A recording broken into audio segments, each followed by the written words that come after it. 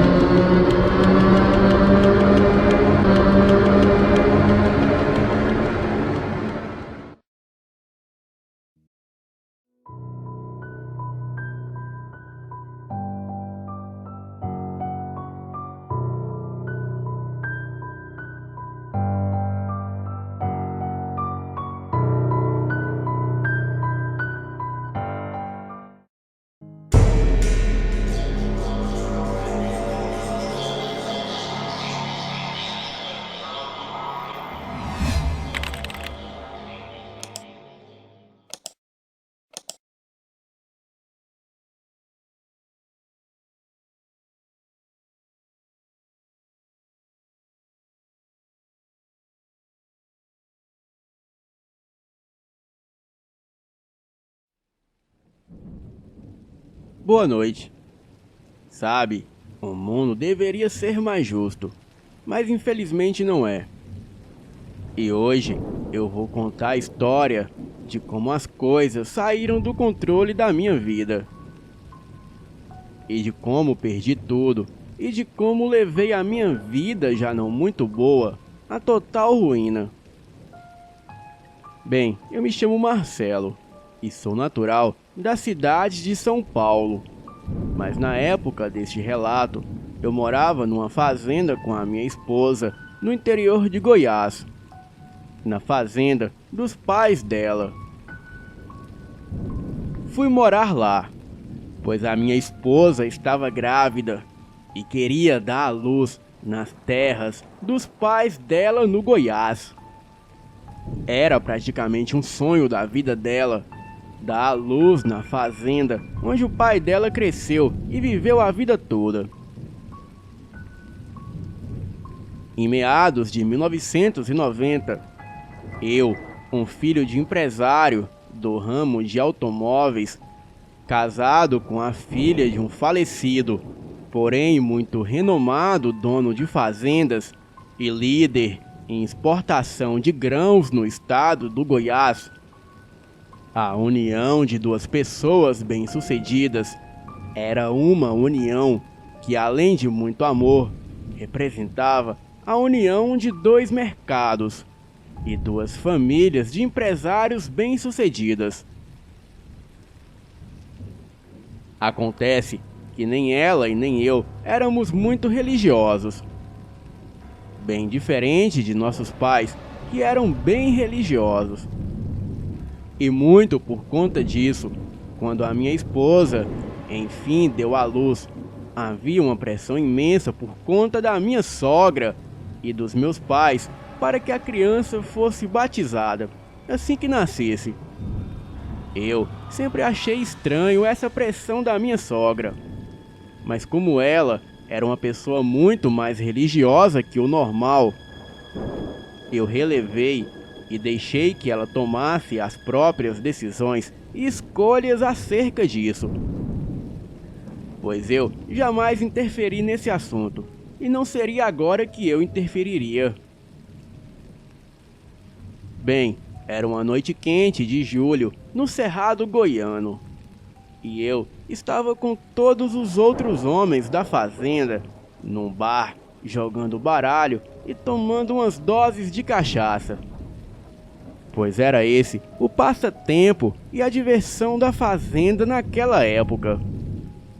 Pois isso era muito antes de TV ou de internet. Nós estávamos bebendo tranquilos num boteco que ficava a uns 500 metros de distância da casa principal da fazenda.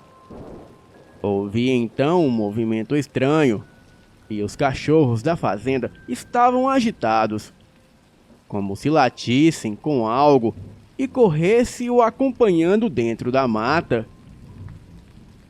Os homens que viam aquilo já se levantaram olhando como se acompanhassem algo com os olhos. Fiquei observando todo aquele alvoroço com atenção. E uns 30 minutos depois desta folia, ouvimos sons de tiros vindo da direção da fazenda. E também urros e gritos. Ficamos todos parados, observando se algo viria da direção dos tiros. Uma angústia muito forte me tomou conta. Ao longe, um homem vinha na estrada, gritando e chamando por ajuda.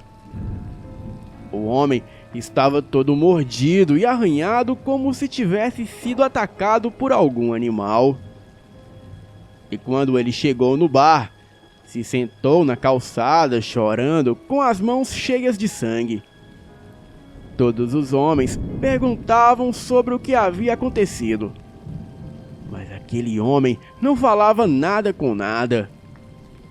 Ele só dizia que um lobisomem tinha atacado a casa. Eu, sem saber do que se tratava, peguei o meu revólver 38 e chamei 2 homens que estavam ali comigo para irmos ver do que realmente se tratava. E quando cheguei na casa da fazenda, vi muitos pedaços de porcos, galinhas e cães destroçados na estrada da fazenda. Um fedor de sangue podre e sangue fresco de animal, as portas arrombadas e a pior cena que um homem poderia presenciar, eu presenciei. No alpendre, jogados na cadeira de balanço, o corpo da minha esposa e o do meu filho destroçado no alpendre. Caí aos prantos, gritando e implorando para que Deus me ajudasse. Implorei para que aquilo tudo fosse um pesadelo. E naquela noite eu chorei desesperadamente. Um misto de ódio, desprezo e tristeza tomaram conta de mim. E eu de fato não sabia o que fazer ou como agir. Os homens da fazenda se aproximaram e se juntaram para me ajudar, pois estavam todos compadecidos com o meu sofrimento. E além disso, todos eles conheciam a minha esposa, que era uma pessoa muito dócil e amável, e que juntos sairíamos procurando o animal que tinha feito aquilo. Naquela noite, nos embrenhamos na mata seguindo rastros e também levamos os cães de caça. Chegamos a um pequeno casebre de taipa, a cerca de 10 ou 15 quilômetros da casa principal da fazenda. E dentro da casa, víamos que tinha algo se movendo. Parecia ser um animal negro de porte grande, uma criatura muito peluda e muito astuta. Entrei com os homens e com as lanternas, e todos nós vimos que aquele ser de pelos negros passava fácil de 1,80 m de altura. Tinha um aspecto de um cão de raça pastor alemão, só que com os dentes imensos e sem cauda. A coisa parecia ser fêmea, por ter peitos grandes como de uma cadela. Porém, eram grandes e protuberantes como de um ser humano. Começamos a atirar naquela coisa como se fôssemos um pelotão de fuzilamento. Descarregamos todas as armas naquilo, que urrou alto enquanto rolava no chão uivando de dor. O seu olhar carregado de ódio nos fazia tremer de medo. E com um sentimento de vingança, saímos da casa.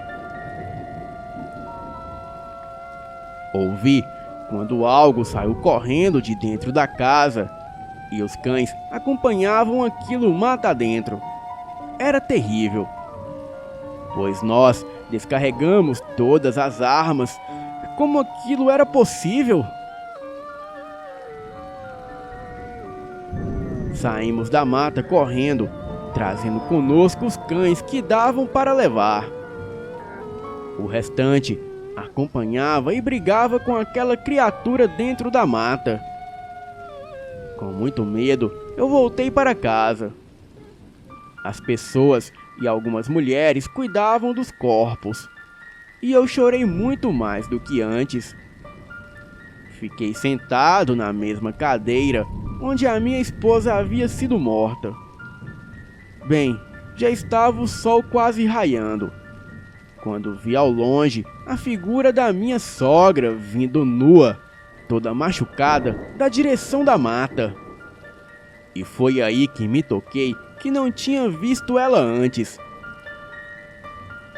A princípio, achei que ela poderia ter sido atacada também, mas de alguma forma teria sobrevivido.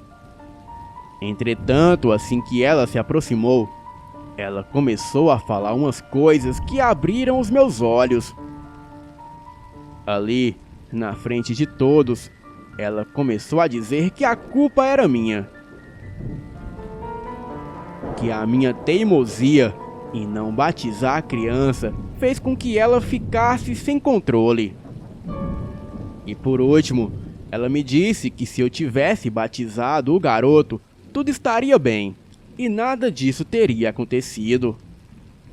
Mas por culpa minha, tudo isso aconteceu, pois ninguém consegue segurar a sede de um lobisomem. Ela se aproximou e eu vi várias cicatrizes de marcas como se fossem tiros. Então eu liguei os fatos. A raiva me subiu pelo corpo e ali, na frente do pessoal, dos homens da fazenda e dos policiais e dos corpos da minha esposa e filho, eu saquei o meu revólver e com a última bala que eu tinha guardado para mim, eu dei um tiro bem no meio da cabeça da minha sogra.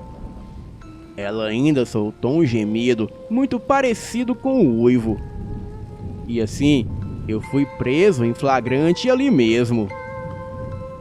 Cumpri 15 anos de prisão e hoje estou livre para relatar os fatos.